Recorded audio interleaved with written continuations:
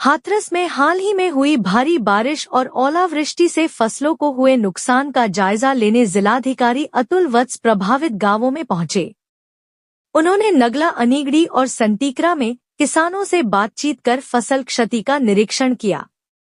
जिलाधिकारी ने अधिकारियों को तत्काल सर्वे कर निष्पक्ष आकलन करने और पात्र किसानों को जल्द राहत सहायता उपलब्ध कराने के निर्देश दिए।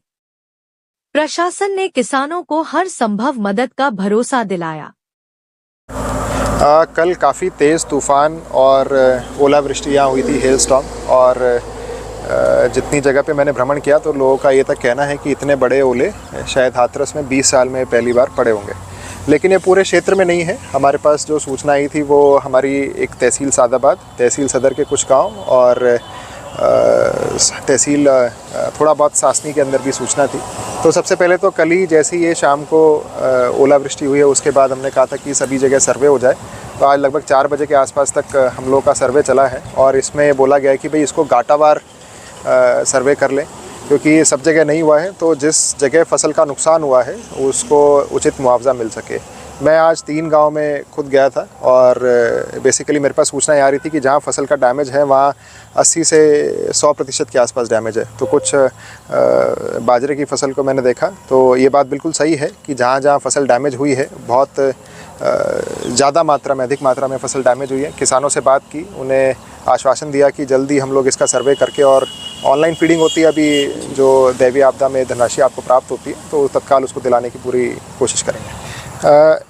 क्योंकि आज सुबह से ही हमारी टीम्स लगी हुई थी तो काफ़ी संख्या में किसान इकट्ठे हो रखे थे। कल जब ये शाम को ये तूफ़ान आया था तो कल तो हम लोगों का जो मोटिव था वो ये था कि यातायात को, क्योंकि कई जगह पेड़ भी इसमें गिर गए थे, तो हम यातायात को सबसे पहले सुचारू रूप से ठीक करा दें और कहीं किसी जनहानि की अगर सूचना हो तो सबसे पहले उसको अटेंड कर पाए। तो फॉर्चुनेटली जनहानि की कोई सूचना नहीं थी, केवल 2 जगह पशु हानि की सूचना है तो उसको हम लोगों ने रिकॉर्ड कर लिया है, वो हमारे पास आ गया है। आज लगातार टीम्स सारी निकली हुई थी क्षेत्र में और सभी जनप्रतिनिधि से वार्ता करके हम लोगों ने ये पता कर लिया था किन किन गाँव में ज़्यादा इशू आया है।